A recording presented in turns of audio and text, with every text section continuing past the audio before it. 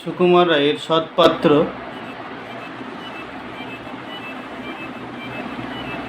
শুনতে পেলুম পোস্তা গিয়ে তোমার নাকি মেয়ের বিয়ে, গঙ্গারামকে পাত্র পেলে? জানতে চাও সে কেমন ছেলে? মন্দ নয়, সে পাত্র ভালো, রং যদিও বেজায় কালো, তবুও তার মুখের গঠন অনেকটা ঠিক পেঁচার মতো।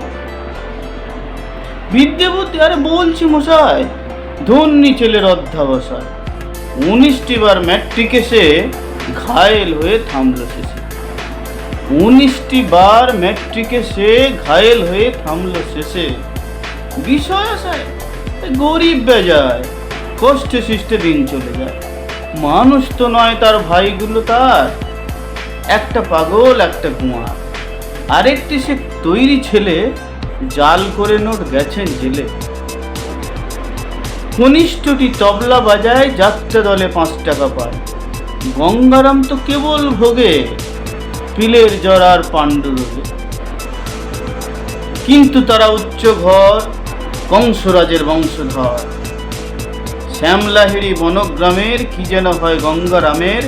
যা হোক, এবার পাত্র পেলে, এমন কি আর মন্দ ছেলে?